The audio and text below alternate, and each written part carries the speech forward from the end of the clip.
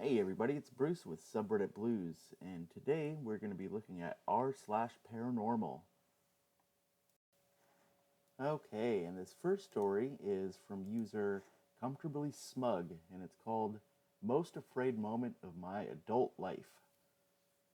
In autumn of 2018, I broke my left foot and it required surgery. I lived in a not so nice neighborhood in southwest Detroit, bad area. Because of the surgery, I had been staying with family while I recuperated. After the first few days, I drove home to gather some clothes and planned on staying there and driving back to my family's house the next day.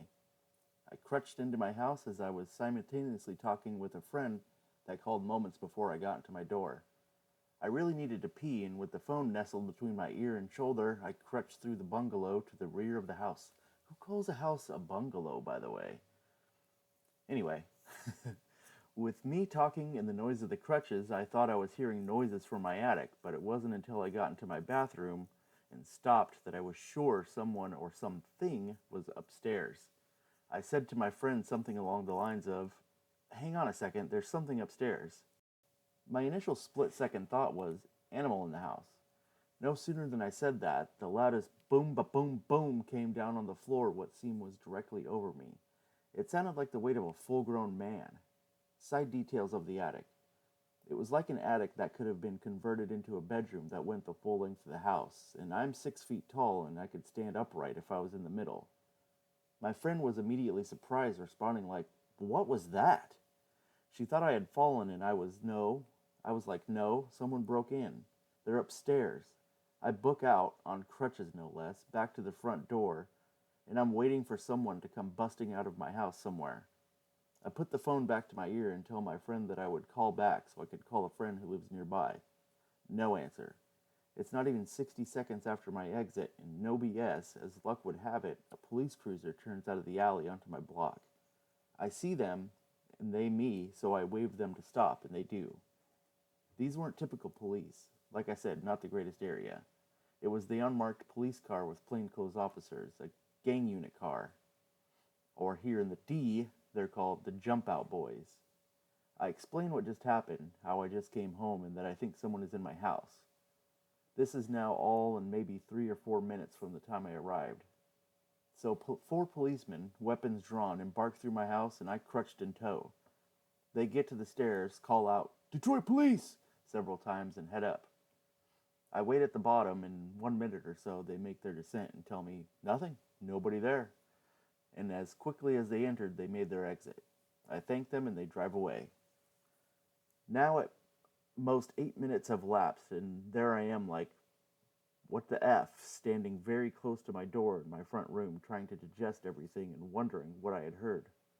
Maybe 20 seconds go by, and I'm just standing silently with my ear turned up to the roof of my house when I hear what starts almost as a dragging sound, starting at the rear of my house, growing louder as it gets closer to the front.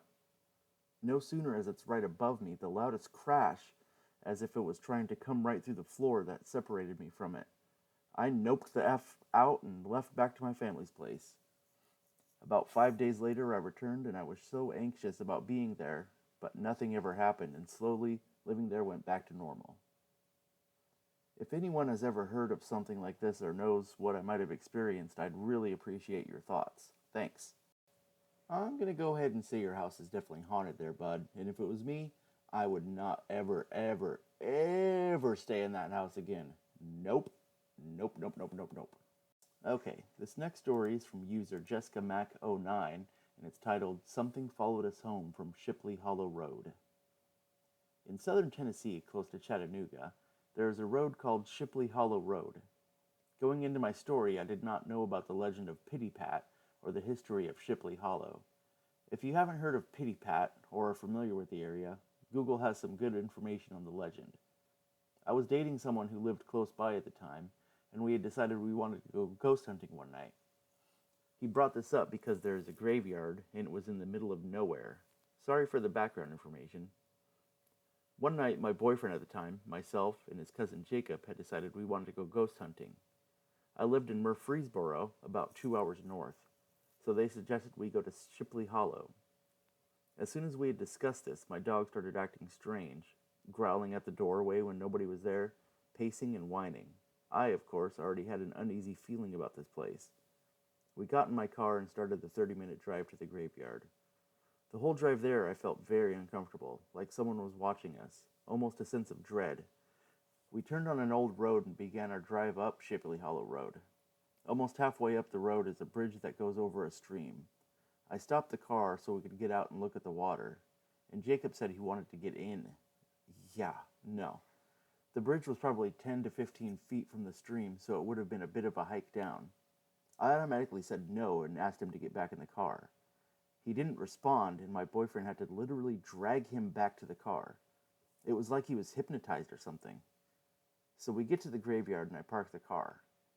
The graveyard, from what I remember since it was at least 10 years ago, was a gravel road through the graveyard. So that when we got out, there were graves on both sides of us. I turned the car off, flick off the lights, and the three of us got out of the car.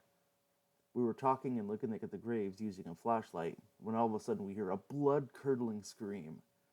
It was one of those moments where you feel as though you imagined it because of how cliche it would be. Jacob continued to talk, and I heard it again. It was faint, like it was far off in the woods. I yelled at him to stop talking, and that's when we heard it for a third time. But this time it sounded much closer. The screams were terrifying. It sounded like a woman screaming bloody murder, and the screams lasted maybe 3 to 4 seconds. All of us ran back to the car, flipped the lights on, and sped to get out of there. After that, weird things started happening. I'd wake up feeling like someone was staring at me from a corner in my boyfriend's bedroom. We'd hear voices when we were the only ones in the house. Cabinets and doors would open by themselves. A shampoo bottle flew across the bathroom when I was showering one morning. This was a new house in a new neighborhood as well. It got so bad that his parents hired paranormal investigators to come in and check out their house. We broke up shortly after, and they ended up moving houses. I haven't noticed anything since leaving the house, but I was wondering if anyone else has ever visited Shipley Hollow or had something follow them home from somewhere. Side note, after this night we did research on the area. We found out that a few people had drowned in that stream, and many people have felt as though the stream was calling to them. This really creeped me out when thinking about how Jacob acted at the bridge. Okay guys, so I looked up this pity pat thing that she references in the beginning of the story, and it seems like it's some kind of creature. They called it an imp. And the reason they call it pity pat is because before you see it, you hear pit pat, pit pat, pit pat. And so the locals called it pity pat. And apparently that story has been around since the 1700s. That's crazy. Strangely enough, though, I couldn't find any pictures. I really wanted to put something up, but couldn't find anything. Oh well. Okay, so I've got one more story here, and this one's by user Paranormal Stories, and it's called The White of Their Eyes. I suffer from sleep paralysis, more often than not. Honestly, it's never scared me. At times I feel at peace, but this one night I was at my friend's. She was sleeping in her bed next to me. I remember falling asleep rather easy that night. When I awoke, I could see her clock hanging above her closet door. It was roughly 3:30-ish. I felt uneasy. I could see her closet. I saw the doorknob slowly turn and long fingers crawl out. The door slowly creaked open, and on the other side was a guy with a wide smile with white teeth and the white of their eyes. I couldn't help but cry. I couldn't move, but I didn't want to take my eyes off of it, whatever it was. I did some digging, and some people call them shadow beings, but nothing can ever come close to what I felt, or the description doesn't match. So if you have any advice or any idea what it is, please help. I've been seeing it everywhere. It throws paintings off my grandpa's wall, and now it's attached to my grandfather. Help. I know that was a really short story with not a whole lot going on it, but the reason I wanted to tell it is because I actually suffer from sleep paralysis myself. It's something I've dealt with my whole life. And she's right, it is absolutely terrifying. So many times I've woken up in the middle of the night just completely unable to move, and you get the feeling that somebody's there in the room with you, or you can even sometimes see something in the room, and there's just nothing you can do because you're completely paralyzed. It's actually really interesting, but at the time, it's completely terrifying. If anybody else deals with that, tell me about it in the comments. I'd love to hear other people's stories. And that's going to be it for me tonight, guys. So, like I said last time, if you like what you are seeing here, hit the subscribe button, hit the like button. If not, oh well. I know it's not the best quality videos here right now, but I'm still learning, and this whole thing is just really fun for me. So it's kind of just whatever. So, yeah, see you next time, guys.